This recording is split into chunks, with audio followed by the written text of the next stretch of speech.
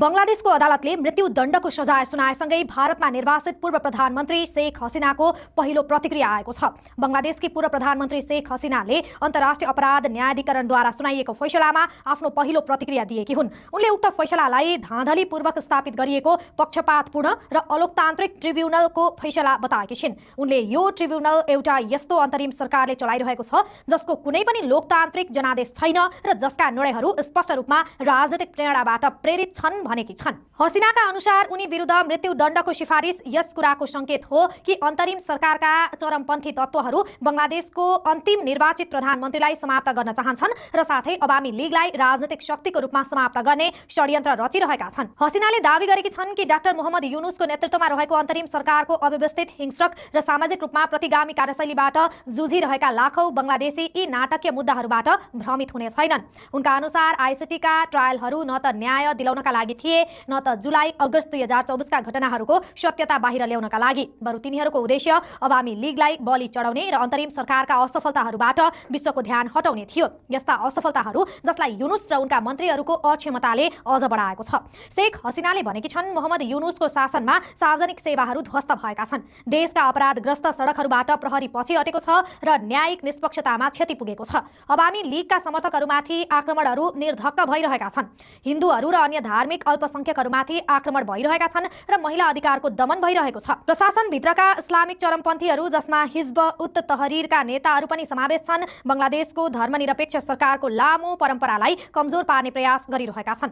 शेख हसिनाले आफ्नो पहिलो प्रतिक्रियामा भनेकी छन् कि मोहम्मद युनुसको शासनमा इस्लामिक कट्टरवादीहरू सरकारको संरक्षणमा सक्रिय छन्, पत्रकारहरूलाई गिरफ्तार गरिँदैछ, आर्थिक विकास ठप्प भएको छ र युनुसले जानी बुझी चुनावहरूलाई टार्दै देशको सबैभन्दा पुरानो पार्टीलाई चुनावी प्रक्रियाबाट बाहिर राखेका छन्। उनले भनेकी छन्, यी सबैका प्रमाण अन्तर्राष्ट्रिय मिडिया, गैर सरकारी संस्था र स्वतन्त्र संस्थाहरूका साथमा छन्। आईएमएफका रिपोर्टहरू पनि यसै कुरालाई संकेत गर्छन्, तर यसका बावजुद अन्तर्राष्ट्रिय समुदायले युनुस शासनलाई स्वीकार गरेको छ, जबकि बंगलादेशको कुनै पनि नागरिकले यो सरकारका लागि भोट दिन पाएको छैन। यो देश बंगलादेशका मानिसहरूको हो र अर्को चुनाव तब मात्रै सार्थक हुनेछ जब त्यो स्वतन्त्र, निष्पक्ष र समावेशी हुनेछ। बंगलादेशको आन्दोलनका मानवता विरोधी दमन गरेको 5 आरोपमा पूर्व प्रधानमन्त्री शेख हसिनालाई मृत्युदण्डको सजाय दिने ढाका अदालतले फैसला सुनाएको छ। अदालतले भनेको छ कि शेख हसिनाले प्रदर्शनकारीहरूलाई उक्साइन्, त्यसपछि उनीहरूमाथि बर्बरतापूर्वक कारबाही गरिन् र उनीहरूको हत्यामा पनि उनको हात रहेको छ।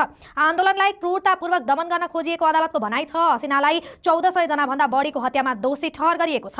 शेख हसिनासँगै पूर्व गृहमन्त्रीलाई पनि मृत्युदण्डको सजाय सुनाइएको छ। इन्टरनेशनल क्राइम्स ट्राइब्युनल आईसीटीले सोमबार पूर्व प्रधानमन्त्री शेख हसिना, पूर्व गृहमन्त्री असदुज्मा खान कमाल र पूर्व प्रहरी महानिरीक्षक चौधरी अब्दुल्लाह अल मामुन विरुद्ध मानवता विरुद्धका 5 आरोपमा फैसला सुनाएको हो।